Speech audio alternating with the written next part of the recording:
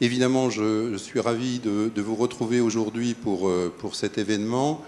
Je vous souhaite à toutes et à tous une très belle année 2026, ainsi qu'évidemment à tous ceux qui vous sont chers. Année 2026 pavée de bons et joyeux moments dans un contexte global qui n'est pas très réjouissant, comme on le sait, mais on essaiera de faire de notre mieux pour égayer ce contexte. Donc une très bonne année à vous, et puis une très bonne année à notre communauté et à notre association Centrale Supélec Alumni.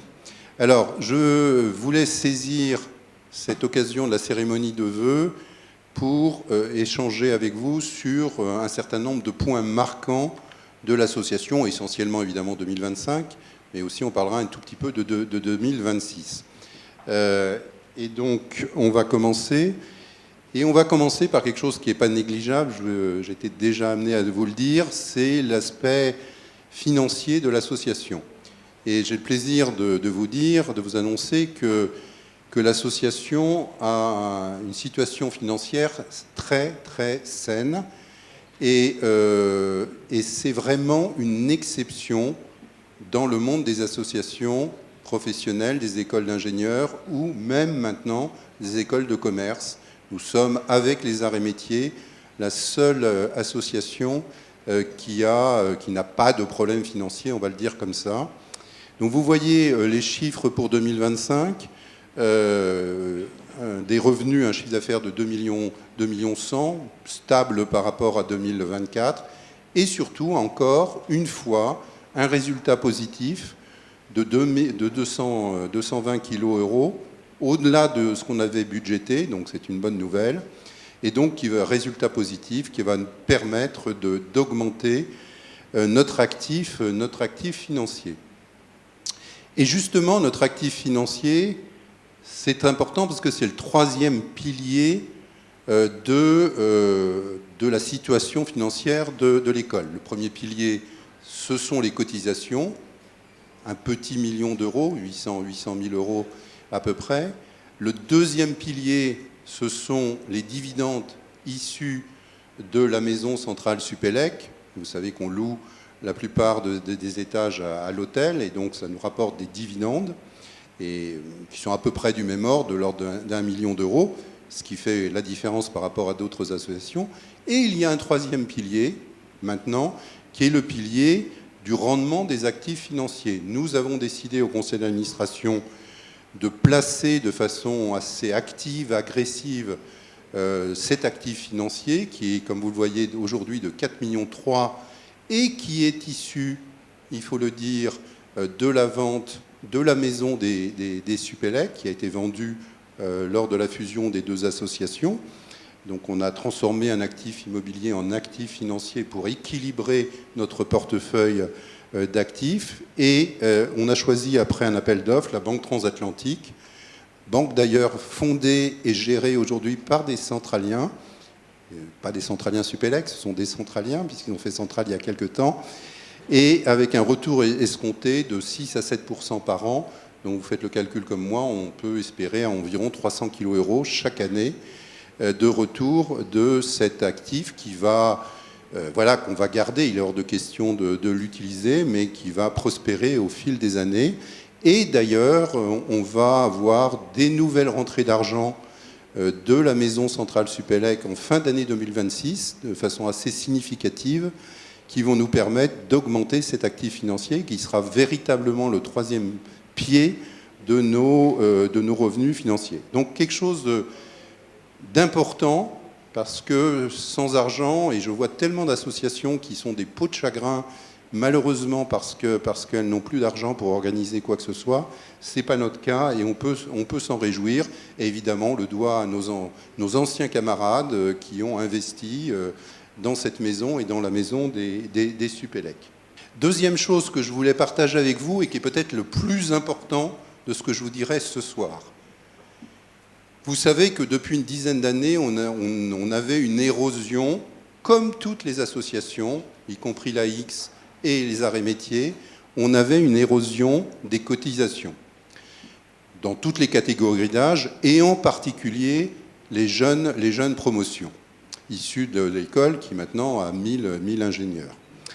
Eh bien, pour la première fois en 2025, on a vu un changement d'orientation et un rebond très fort des cotisations, puisqu'on a 11% de plus de cotisations, ce qui représente quand même 500 cotisations en plus, issues de toutes les catégories d'âge, les jeunes, les gens en milieu de carrière, en fin de carrière et les retraités.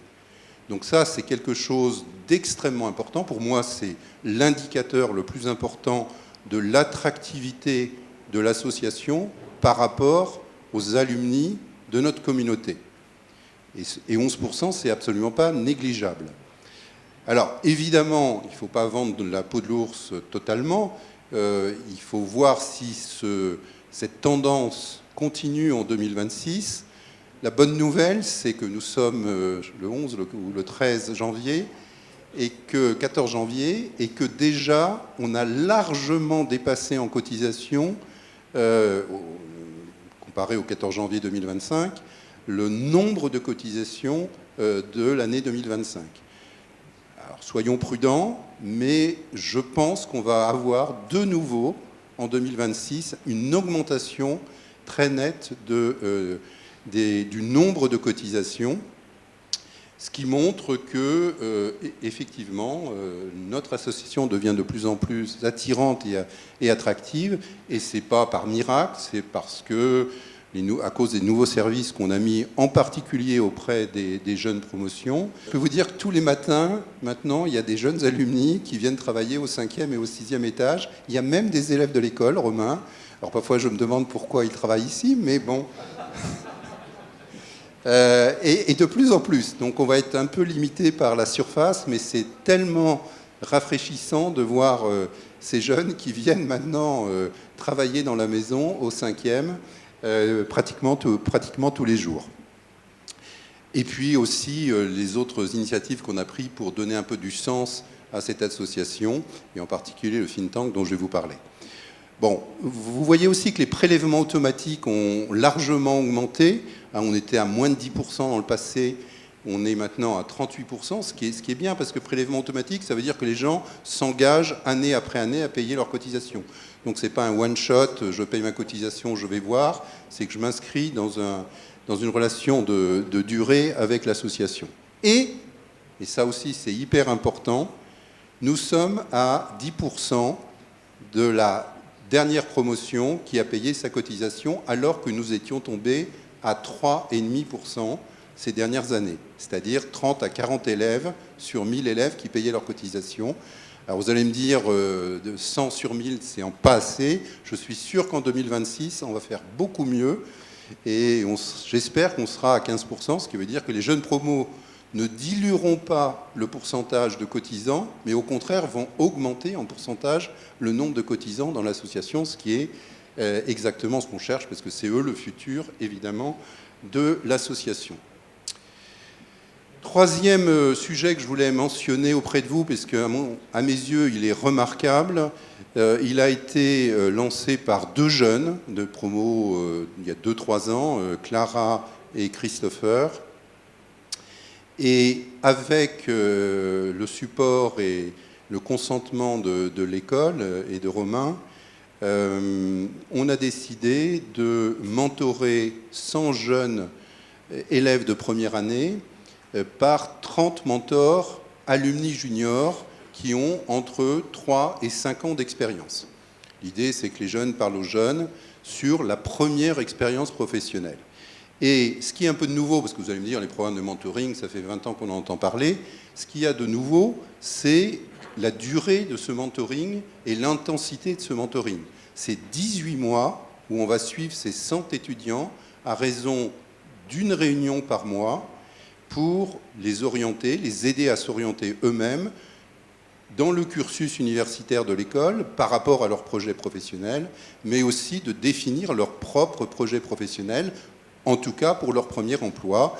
Et force est de dire qu'il y a beaucoup d'élèves, et Romain le sait, qui sont à l'école et qui ne savent pas ce qu'ils feront à la sortie de l'école.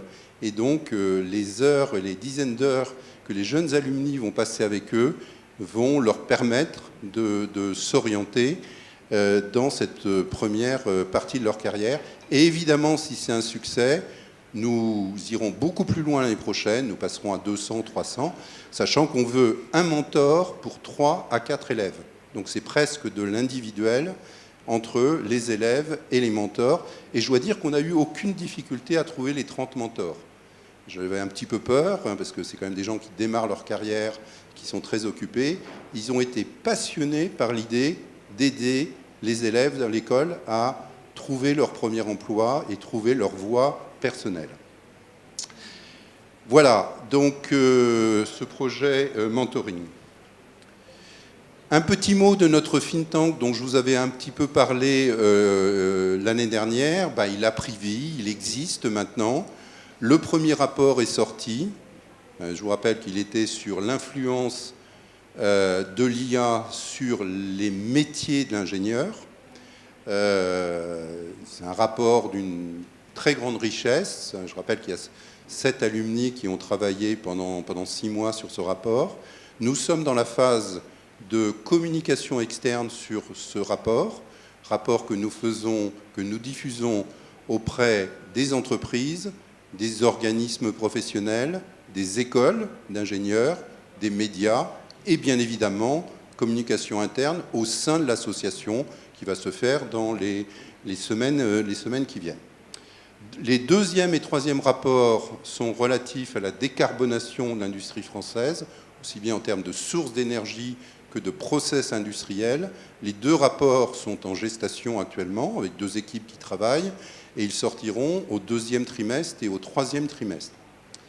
Et le 4e rapport, qui fait suite d'ailleurs, dont le thème fait suite à une demande de M. Attali, qui était venu finaliser nos rencontres centrales Supélec, et qui, à la sortie de ces rencontres, m'a demandé, et j'en ai parlé à mon conseil d'administration, et le conseil en était d'accord, parce que pour lui, c'était important que les alumni de Centrale Supélec fassent un rapport sur les dépendances stratégiques dans le domaine de l'industrie, évidemment, dans le domaine industriel, les dépendances stratégiques de la France. Et évidemment, ça sera un rapport qui sera à destination des politiques et du gouvernement pour dire ce que nous pensons de la situation qui est pas très florissante comme vous le savez. Donc vous voyez 4 rapports avec des thèmes complètement différents mais qui sont passionnants. Et enfin, on va faire entendre les voix d'ingénieurs sur des sujets sociétaux importants. Autre initiative que l'association a prise, c'est de créer ou de recréer, parce qu'il a existé il y a une quinzaine ou une dizaine d'années, le cercle des dirigeants de Centrale Supélec, donc groupe qui aujourd'hui est de 50 personnes, on va certainement monter un petit peu, et qui sont tous dans des positions de direction générale des groupes du CAC 40 ou de grosses sociétés qui ne sont pas cotées au CAC 40. Donc 50 participants qui se réuniront 4 fois par an de façon conviviale autour d'un déjeuner pour discuter entre eux. On aura toujours une personnalité invitée, que ce soit de l'écosystème Centrale Supélec ou du monde politique, pour dialoguer avec ces dirigeants. Alors, quelle est l'idée derrière ça? L'idée, c'est l'idée de convivialité, de se retrouver entre gens qui se sont un peu perdus de vue, parce qu'ils sont tous PDG de grosses boîtes, et donc ils ont des agendas assez compliqués. Mais c'est aussi d'augmenter la fierté de la communauté Centrale Supélec, et en particulier des élèves qui sont à l'école aujourd'hui, concernant les alumni. On dit souvent, parce que c'est la réalité, que la plupart des PDG du CAC 40 sont des polytechniciens ou des HEC. Et on s'aperçoit, oui, il n'y a pas 30 PDG Centrale Supélec au CAC 40, mais il y a beaucoup de gens dans les comités directeurs des sociétés du CAC 40, et il y a beaucoup de PDG de sociétés extrêmement importantes, Engie, particulier, France Télévisions, plein d'autres sociétés extrêmement importantes, ou des centraliens ou des Supélec, sont à la tête de ces entreprises. Donc on communiquera au sein de la communauté, et en particulier auprès des jeunes et des élèves, sur ce groupe de dirigeants pour montrer que voilà, Centrale Supélec amène aussi aux plus hautes responsabilités dans l'industrie et dans l'économie européenne, et française en particulier. Je crois que c'est le dernier point sur les groupes professionnels. Je vous ai toujours dit depuis mon arrivée que le dynamisme de notre association, bien sûr, émane du central, et on fait ce que l'on peut, mais sera véritablement incarné par les groupes, qu'ils soient régionaux, internationaux et professionnels. Donc nous avons essayé tout au long de l'année 2025 de retravailler les relations, de fluidifier les relations entre les groupes professionnels et le central de l'association que j'incarne. Sur un certain nombre de choses, on a finalisé une nouvelle charte de fonctionnement de ces groupes professionnels, avec eux d'ailleurs. Nous avons totalement changé le mode de financement de l'association vis-à-vis des groupes professionnels. Et quand je dis totalement changé, c'est en l'augmentant fortement, d'un rapport qui peut aller de 5 à 10 par rapport à ce qu'il était. Donc j'ai voulu donner les moyens financiers à tous les groupes professionnels pour qu'ils soient hyper actifs et qu'ils organisent plein d'événements pour la communauté Centrale Supélec. Nous avons revu un certain nombre de points côté informatique qui étaient des irritants sur le site et sur les paiements. Donc ça, c'est derrière nous. Et nous sommes en train de faire un recueil en cours de tous les autres besoins des groupements professionnels vis-à-vis du central de l'association. Donc ce point-là, qui était un petit peu un point de friction ces dernières années, est en train de totalement disparaître, et je pense qu'on est en train d'avoir une relation avec les groupes professionnels qui sont si importants, mais les groupes régionaux aussi, qui seront totalement assainis. Je finis par les événements majeurs du premier semestre, 2 face-à-face, comme vous le voyez, celui avec Jean-Paul Allary, dont je vous ai parlé, et nous avons décidé que le deuxième face-à-face, on allait innover un peu, et au lieu de faire venir un dirigeant d'une grosse société, on allait faire venir 2 ou 3 responsables de start-up Centrale Supélec. Alors des start-up qui commencent à bien réussir, qui ont levé énormément de fonds, qui ont un chiffre d'affaires qui a complètement décollé, et ils viendront présenter leurs activités. En dehors de ça, d'autres choses importantes, les quinquennales, qui est quand même un événement majeur de l'année, et ce sont les promotions finissant en 1 ou en 6 cette année qui se réuniront à Saclay, toujours dans le bâtiment Eiffel, je crois, puisque le bâtiment Breguet n'est pas encore tout à fait fini, mais l'année prochaine, je tiens à ce que ça se passe dans le bâtiment Breguet, et je pense que les Supélec apprécieront de revoir leur bâtiment totalement rénové. Le 13 mars, nous avons pris aussi l'initiative d'inviter 7 femmes qui sont aussi à des postes de direction dans leur entreprise, à l'école, pour qu'elles rencontrent les étudiants et les étudiantes de l'école, et pour montrer que voilà, on peut être femme centralienne, femme Supélec, et atteindre des postes de très haute responsabilité, et donner envie aux jeunes filles de l'école aujourd'hui de les imiter dans le futur. Et puis évidemment l'Assemblée Générale, la Garden Party et la C-Summer Week. Voilà ce que je voulais échanger avec vous sur ce qui me paraît le plus important pour notre association, voilà, qui se porte plutôt bien, et je m'en réjouis. Maintenant, il ne faut rien lâcher, ça peut vite retomber, donc il faut continuer à être hyper dynamique, tous les bénévoles, toute l'équipe de Géraldine qui fait un travail extraordinaire.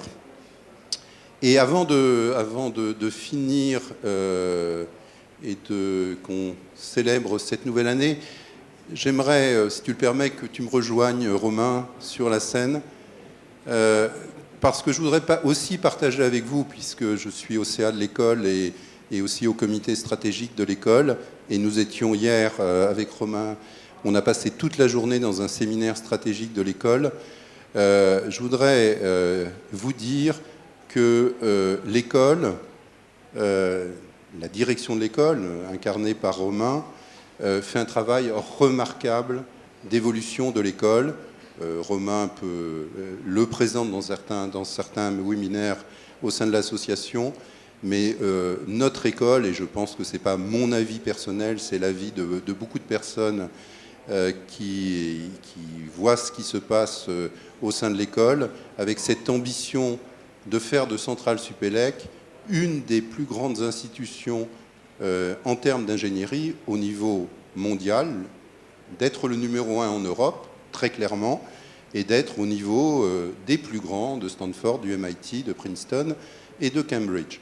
Donc évidemment ça va être long, mais on va y arriver, et on va y arriver parce que l'école, les professeurs, l'administration, la direction de l'école font un travail remarquable, et on doit être fier des orientations de notre école, et les alumni essayent de la supporter le plus possible. Donc merci beaucoup Romain.